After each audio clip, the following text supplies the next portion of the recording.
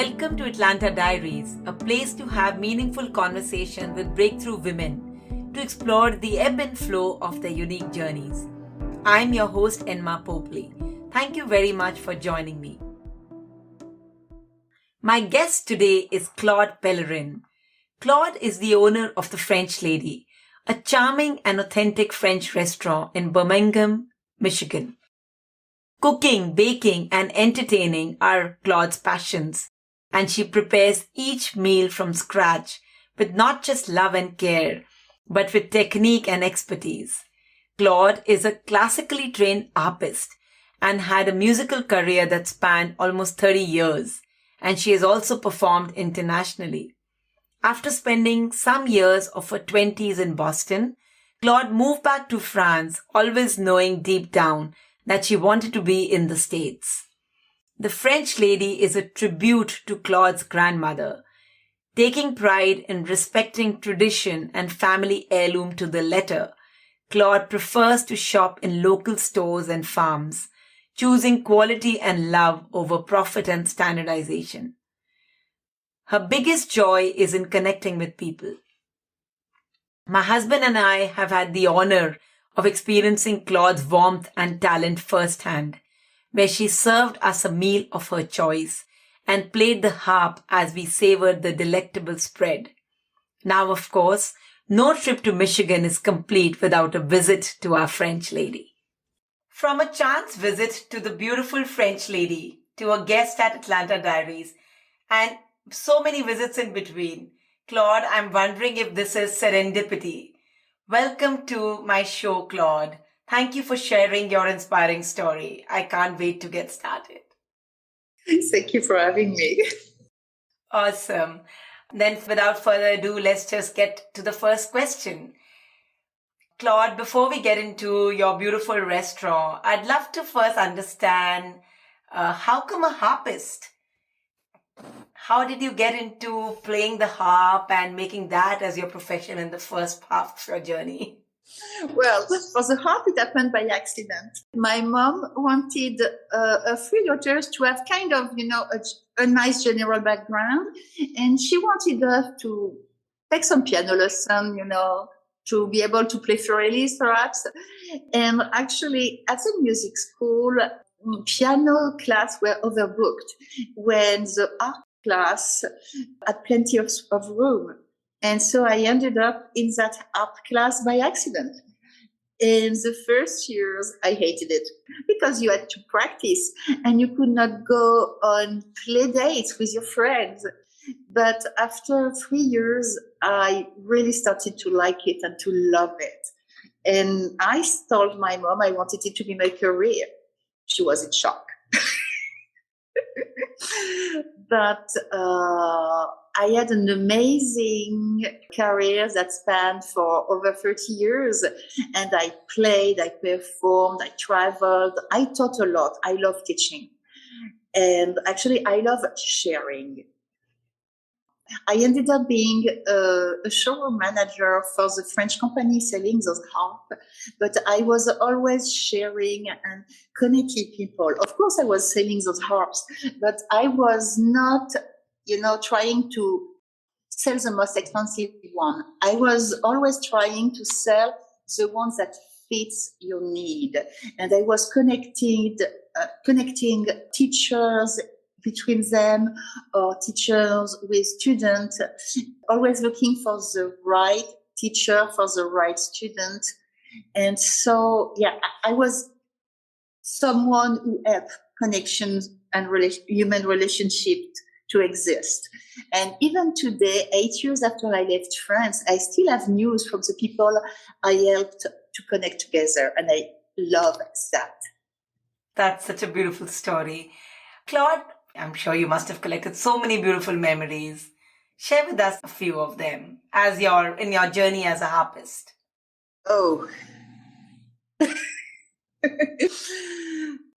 I have the memory of that little girl who was 7 years old, who showed up at my house. I was 9 months pregnant. Well, she showed up with her parents, but I was like, well, I'm sorry, I cannot take students right now.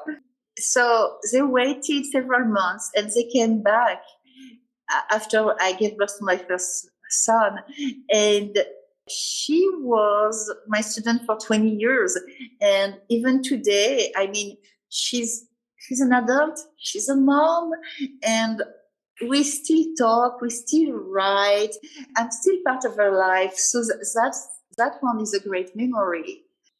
One memory I'm very fond of was meeting my favorite composer when I was 21. And I was, shaking in front of him and very impressed. And we've grown friends. And he wrote 2 pieces for me. So now when people buy that music, they see that music was written for me, and it makes me feel special. Maybe it's my ego speaking, but it makes me feel special. I mean, there is no money involved in that. I'm not making money on that. And I didn't pay for music. When you order music from a composer, you pay a lot of money. And it just, I was an inspiration for that composer at a moment in time. That's a wonderful gift he did for me. Beautiful. Do you remember the theme of those compositions? Yeah, actually, unfortunately, is when his wife passed away. I was really feeling his pain, and I went there. I drove them with my harp, and I played for the funeral. And I was always, calling them and making sure he was okay. And several, but not a lot, surprisingly. A few other harpists did the same.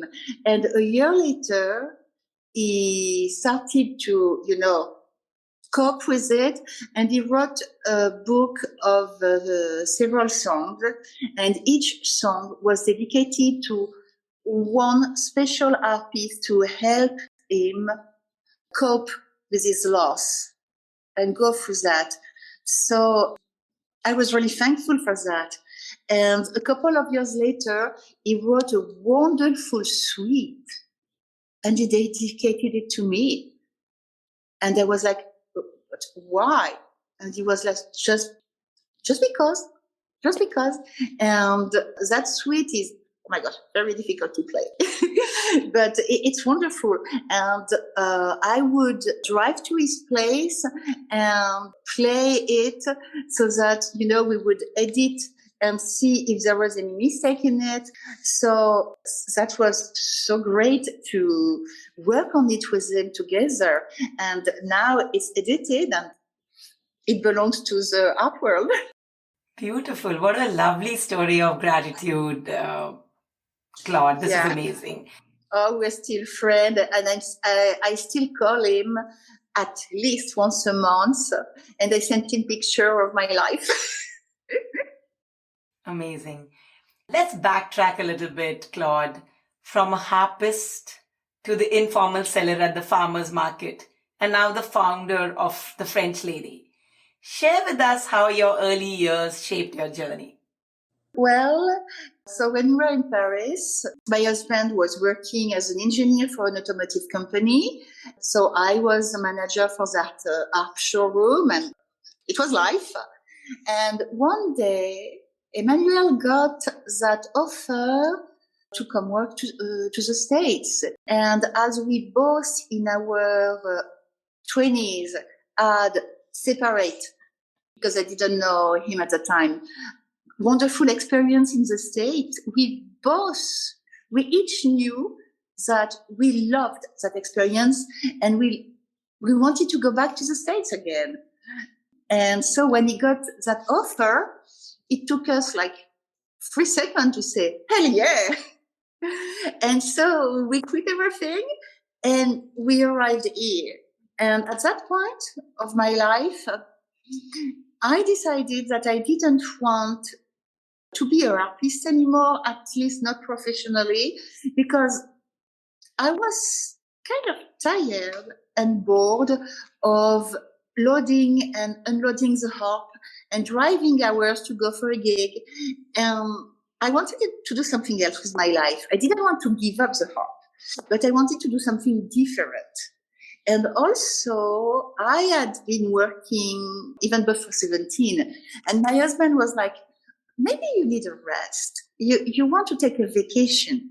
So I kind of took a 2 years vacation, but I could not stay doing nothing at home. And I started cooking because I always loved cooking. I had been cooking since I was 2 years old. And I started to cook and tell him, okay, I feel like making a bourguignon, so you better invite people over for Friday. Or, oh, I want to do this. So tomorrow you're bringing dessert at the office. And, little by little, people were kind of waiting in line to be invited. And everybody would come home and enjoy my food. Were saying, oh, you need to open a restaurant. And I was like, yeah, right. No, you need to open a restaurant. So they asked me for that. So that's what made me try. So I started by sub-renting a kitchen and cook food to sell at the farmer's market because it was a try, French food is different. And I was not sure people would like it. So what I did was sell at the farmer's market for 2 years. And I noticed that, yes, people like my food. So I think I was like, I'm not ready, but you're never ready. But a friend of mine saw that place I am in today for Liz, and they told me, well, I think I found the perfect spot for you. So I came in with my son and my husband, and we visited the place. We saw the potential, and I signed the lease, and COVID hit. But the good thing was that COVID gave me time gave us, because my son and my husband put a lot of hours into cleaning and fixing the place and make it what I wanted. So COVID gave us the time to make it all me and the way I wanted it, because we were not rushed. So that was a good part. I can vouch for that. I think it's such a cute and amazing place. You remember when Viren and I came the first time? Yes. Sat by that little patio. It was absolutely beautiful. One of my fondest memories was made in that patio of yours. Thank you. So, Claude, I remember you mentioned last time that the French lady is your tribute to your grandmom, who witnessed 2 world wars, was a seamstress, and had her own little kitchen garden. Tell us, how did she play a role in shaping your personality? Well, my grandmother went through the 2 world wars. She was born in 1906. So for the first war, she was a kid. And at that time, kids were not like kids today. They were part of the family as working family. They would have course to do and stuff. And she shared the worries of the grown-up. She saw people men coming back from war, wounded, and people the soldiers who got to breathe the gas, And she heard the awful stories of what a butchery it was. And she also felt the lack of everything and privation. And I think it shaped her as a kid. And then, of course, she had to work quite early because at that time it was what happened. And she met my grandfather and had 5 kids. And World War II hit. And my grandfather actually was gassed during World War I. So it was very difficult for him to breathe, but he was still working. And she had those kids, and she had to feed them, and it was war. So she would work really night and days. And she would do anything to feed her kids, anything legal, of course. And she would tell me that she would trade work for food, as she was a seamstress. And even, in France, even after the end of the war, there was still several years of privations. And my uncles would also work and do anything to help the family. And my grandmother learned and taught them not to waste anything. You have a fruit or a vegetable that is started to rot, you don't throw it away. You cut out the parts that you cannot use. And if you have leftover, you don't throw them away. You transform them in anything, in something else. And so she was able to make a feast with nothing because she would not waste stuff. You don't waste food. It's a sin, especially when you know that it's so hard to get food. So that's how she would cook, and she had a lot of imagination, because okay, you have that garden, you have herbs, you have vegetable, and you want to make something tasty but it's affordable. And so that's how she raised her children, and that's how also I was raised. My mom was not a wonderful cook, but she was a teacher, so she had the patience to teach me to cook. When I was 2, I could make a quiche Lorraine, and I could make a clafoutis. And several years later, when I was maybe 8, 10, something like that, I could start cooking with my grandmother, who had less patience, but she was more gifted, as a cook. And she didn't write anything down. She had all those recipes in her head. And when you would ask her, yeah, but how much flour do you need? Well, just enough for the right texture. Okay.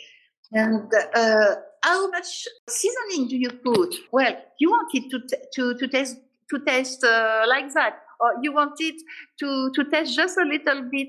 And I'm like, yeah, right. But how many spoons does that mean?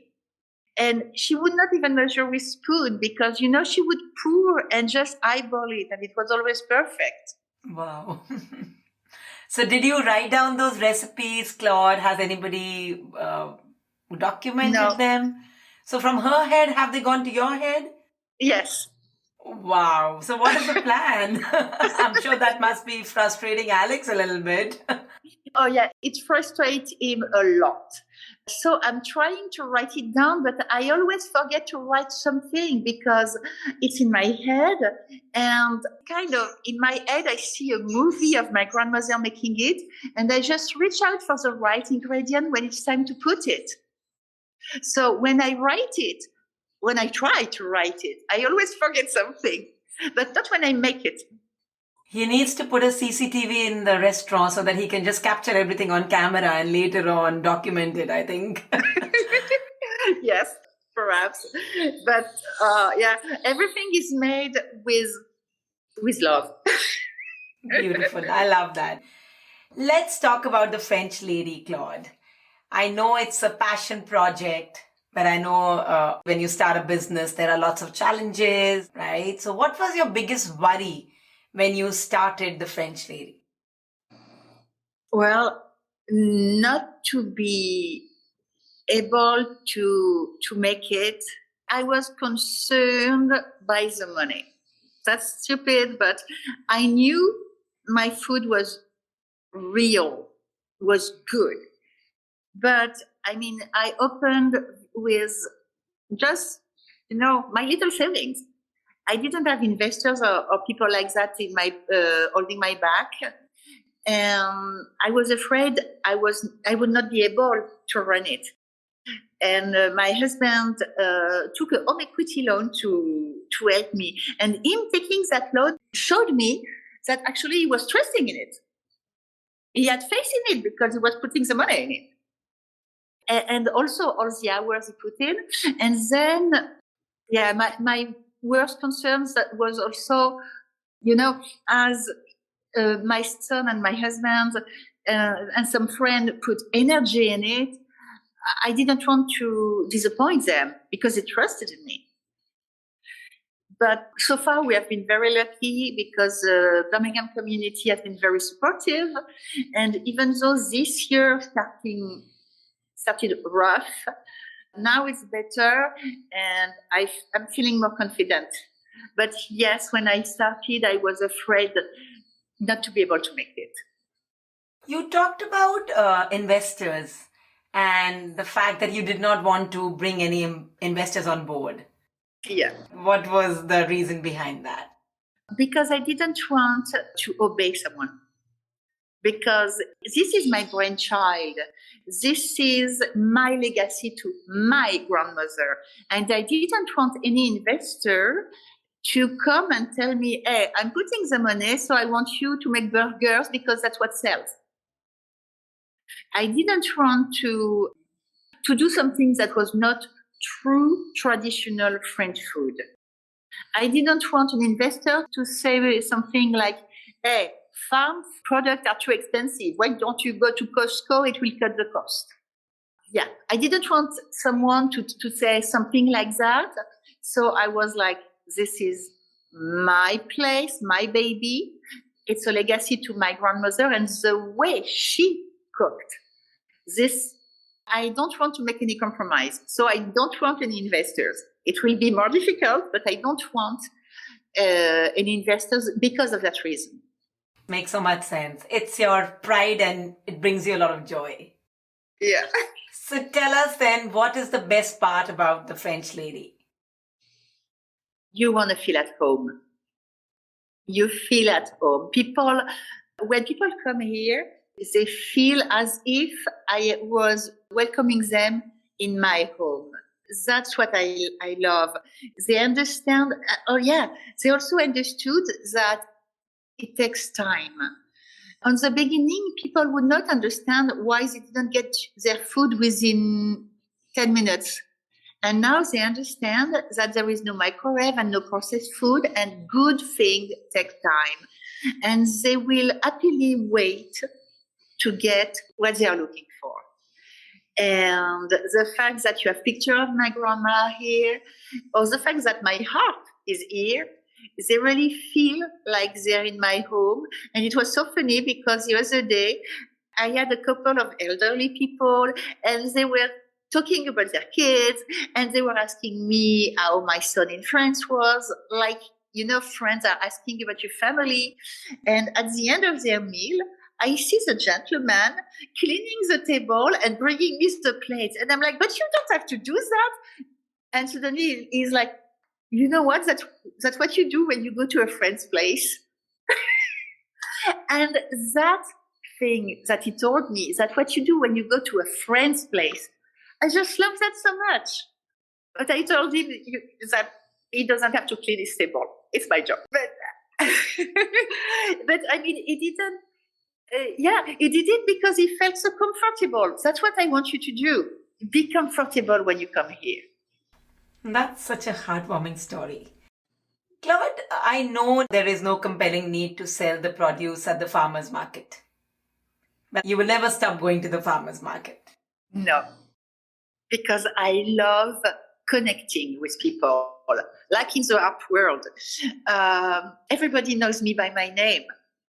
I know part of the people by my name because there are a lot, but I know everybody's face.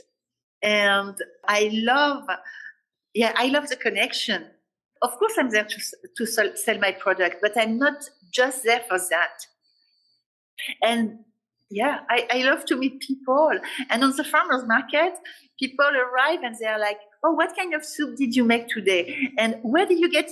Because they know that I source from those two farms. It's either George or Cathy. And so they are like, oh, and the tomatoes come from George, right? Yes, they come from George.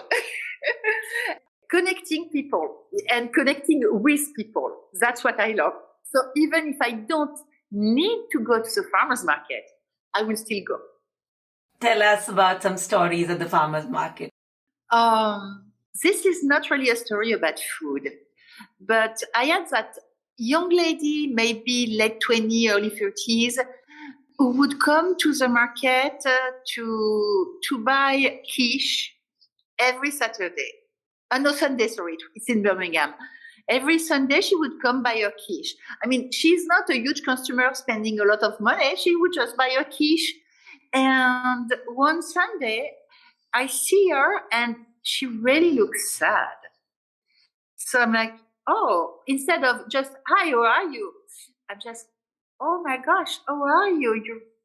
You really look sad today. And she looks at me and she goes like, my mom just passed away yesterday. And, I was in shock because she couldn't, she's the age of my kid. And so I didn't know what to say. So I just, opened my arms to give her a hug. And she just, went into my arm and started crying. And she needed, I cannot say a mom's shoulder, but she needed a friendly shoulder to cry on. And she started crying, and she was crying in my arms. And I was just, holding her and just embracing her against my shoulder. Things will be okay. Don't worry. Let it go. And she spent several minutes crying in my arms. And suddenly she realized that I'm, between brackets, a stranger. And she was just crying on my shoulder. And also she realized that I took the time for her and I didn't care about myself. I was just holding her. And I didn't plan that. I didn't think. I just did what I felt I had to do. It was spontaneous. That's my most important memory of the market, that she felt, I don't know, trust or confidence. She felt she could just let go with me. And I like to think that I helped her that day. I mean, it may sound stupid because it has nothing to do with my food, but that memory for me is very important. It's a beautiful memory, Claude. Not everyone has time for everyone. So you're able to give that safe space, and that's very precious. Yeah. Claude, let's talk about your journey with Alex, your son. How did he get into a partnership with you, and tell us how it evolved? Well, so my son Alex went to the Paris culinary school, and he worked in several places because he's like a chameleon. He likes to go in a place and, suck up things, like you suck up knowledge. Yeah, suck up knowledge and learn. And when he learned enough, he goes to the other place. So he worked in several restaurants. He worked at the Jules Verne, the restaurant in the Eiffel Tower. He worked in several Michelin star restaurants. He worked in a restaurant specializing in improvising cuisine. He worked at the European Parliament. And then he was like, okay, I know about food. I want to know more. So he went to a cheese school. He learned how to age cheese and how cheese are made. And he worked with a master, and that master would take him to farms where he would buy the cheese for his store. So he learned all those stuff about cheese. And then he was like, I need to know more about food. So he worked in a wine store, but upscale wine store, to learn about wine pairing. And then he was working in a restaurant, and he realized he wanted to do something else because he wanted to be able to grow a family. And of course, he succeeded. I mean, he went to school for that and he succeeded. And when he came to the States to join us, he went to college because he wanted to become an engineer. At that time, I was working on my journey to open that restaurant. And then he started to just give me advices. And then he started to give me a hand time to time. And then he wanted to get involved. And that is so great because I feel we really complete each other. I have all the family heritage. He has all the technique, He has that sharp knowledge. So we really complete each other. On the beginning, it was kind of difficult to adjust. But now we really get along very well together. And it's really, that relationship is so special, and it's wonderful to work with your son. Absolutely. So what kind of adjustments did you both have to make with each other? Well, when we're in the restaurant, we have to set aside the mother-son relationship because you have two chefs, very different, with different background, but two chefs working together. So I had to put aside I'm the mom, so you have to listen to me. And he had to put aside I'm the one who went to school. You have to listen to me because I graduated from the culinary school. He taught me some techniques so that I would be more efficient. And I taught him more about relationship with the farmers and with the product. This is really amazing. You guys were deliberate about building that relationship. You talked about it and not just let it happen organically. Yeah, we never want to work against each other. We want to support each other. And now, I mean, you saw him, and I know he's so gifted. So now we are developing his private chef concept because in the restaurant, I don't want to have things that are too innovative because I really want it to have my grandmother's spirit. But I want to develop his skill and use his skills. So that's why we're developing the private chef, because that's where he can really blossom. I can understand that. Yeah. So what's your dream for the French lady? My dream would be to have a second location where Alex could really develop what he does wonderfully well, improvising cuisine. Because, you saw him, he's really gifted into that. And it would be really two different places because you would have my grandmother's legacy place and French cuisine at its best. I'm not saying that we're not good, but it's like really two different branch of the French cuisine. So that's a dream. Maybe in 2 or 3 years, we will be able to do that. I can't wait to see the innovative restaurant started by Alex. He's so passionate about his work. I still remember that conversation. Claude, I'm an entrepreneur, and as entrepreneurs, we have to be very lean in all our approaches. But it's also a labor-intensive project. You talked about everything organic, no microwaves, no processed food. What did you do then to bring the right people in your team? What was the strategy? What was your approach? The first employee I had, Jake, I met at the farmer's market, and he was such a nice guy making smoothie. And I could see, because his booth was right next to mine, I could see that he loved what he was making, and it was not just a job, He was making smoothie, and he put pride and love in what he was doing. And so we would talk because he would always come and see my food and time to time buy something. And then he was like, "Oh, I'm so sorry that I cannot work in the food business every day. I love that. I have another job during the week, and I would love to work in food every day." I kept that in my mind because I started to be overwhelmed with work and I needed help. And so I hired him. And as he came from another trade, the only thing he knew in kitchen was actually making smoothie. So that was wonderful because I could train him my way. Because I have seen cooks and people working in the food business here. The American culinary school, the culinary college are not the same, and you don't train people the same. And if I hire someone who is already trained, they will not be trained the French way, and I will have to kind of destructure their training, and it will be difficult and frustrating for them and for me. So that's wonderful to hire Jake. And as I was training him my way, he would work the way, I wanted, and it was so easy.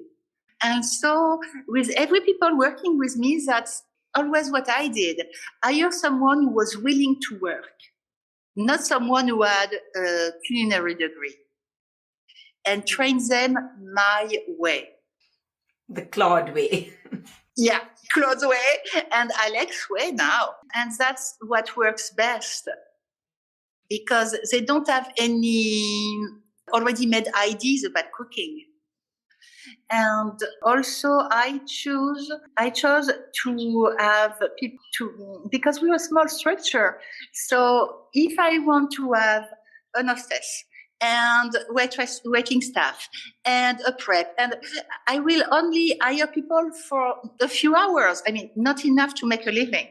So I decided to offer a position to the people I would hire as a full-time position with health coverage, but you have to be versatile. You have to be able to wait on people, operate the register, swap the floor if needed, and don't be proud like, oh my gosh, I'm a cook, I cannot swipe the floor. No, you want to be versatile, and you'll get a full-time job and with everything that goes with it. And so we have now that wonderful Santa. She is amazing because she can do everything. She's like a Swiss Army knife. And she learned to do some stuff in the kitchen, but she was like, I'm not specialized in that. And I don't feel comfortable in that. And you guys are so good. So she's doing like the basic stuff to help us, save time. And she's amazing. And she loves that because, well, she learned to make quiche. She doesn't want to learn more, but she knows that this is time saving for us. And she is also very good at organizing. And so sometimes I'm like, okay, we need ta ta ta ta ta ta ta. And she comes and she rearranges the list like, okay, that first, because when it's baking, we can make this and this. Yeah, she is wonderful. She's wonderful. Awesome. You said somewhere before this that, when you started getting overwhelmed, you realized that you need to bring in more people in your team, right? What is the part of your work which you'll never want to pass on or delegate to anyone? Dessert and my grandmother's flagship recipe, the cassoulet. Nobody else than me is doing that. Not even my son. It's my signature. I will teach them everything else, but cassoulet is mine. Dessert is my playground. I love that. What's the favorite one then? Everything. As long as I see people's eyes sparkling. So, I don't know, chocolate mousse, just because it's simple. It's just raw eggs and dark chocolate.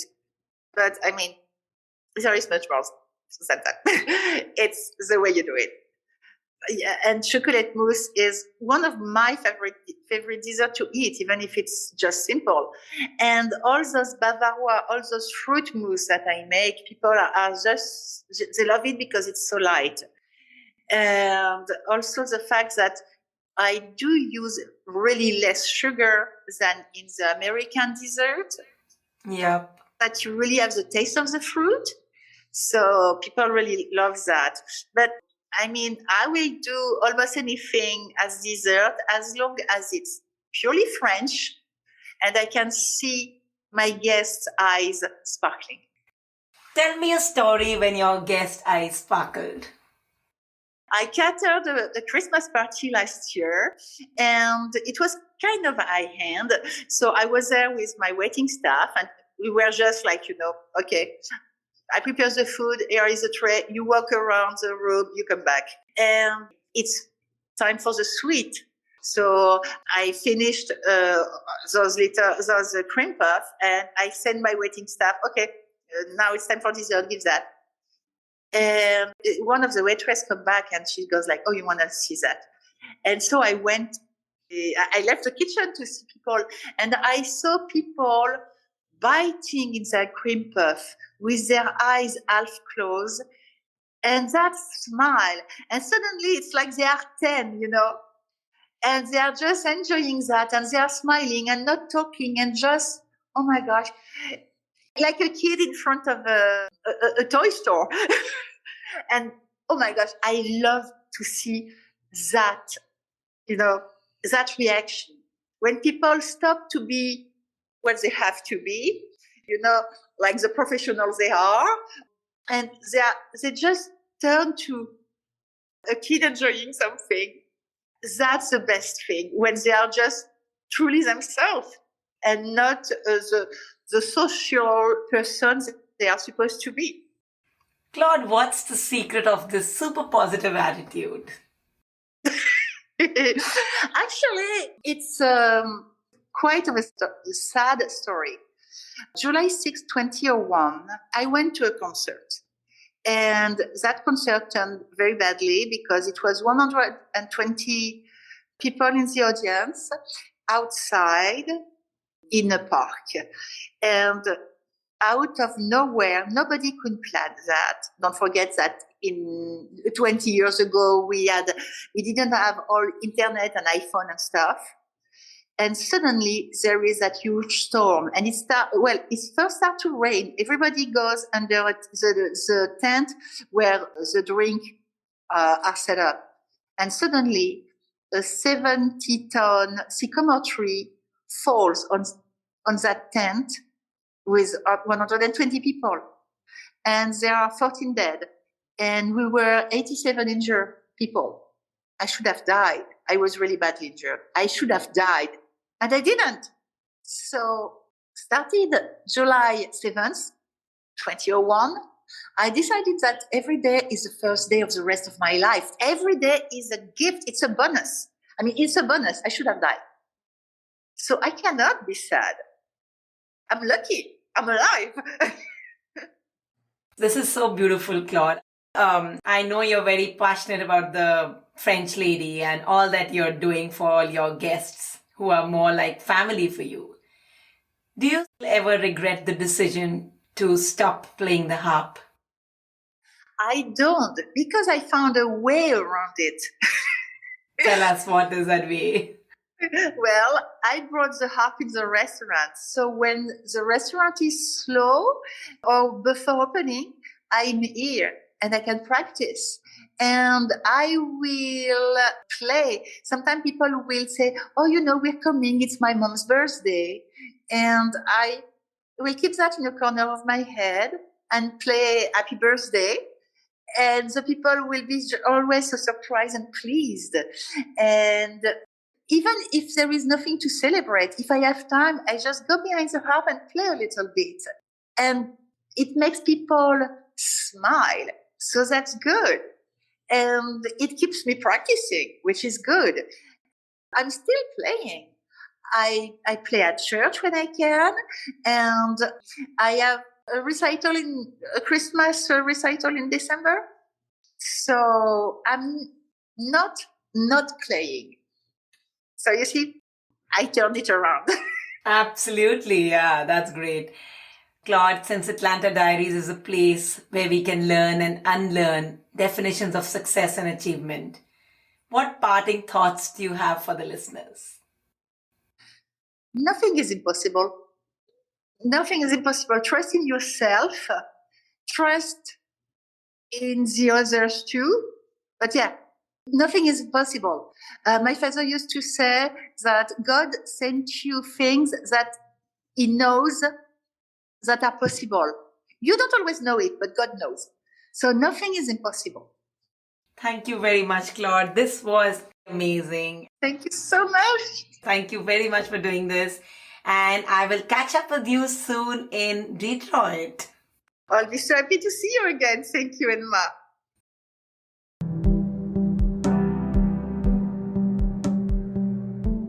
Thank you very much for listening to this episode of Atlanta Diaries in its entirety. I really hope you found the conversation insightful or inspiring. I really wish for Atlanta Diaries to be a place where we can learn and unlearn our definitions of success, build a community for the ones who may have multiple North Stars, and connect deeply beyond the limit of this audio file. I do have a request for you. Please share with others who you feel will benefit from this conversation. Because of these conversations, or even a small segment of them, can help champion the journey of even one woman, it'll be worth all the effort. I would love to get suggestions of breakthrough women from you to help strengthen my repertoire. I look forward to seeing you next week for another insightful conversation at Atlanta Diaries.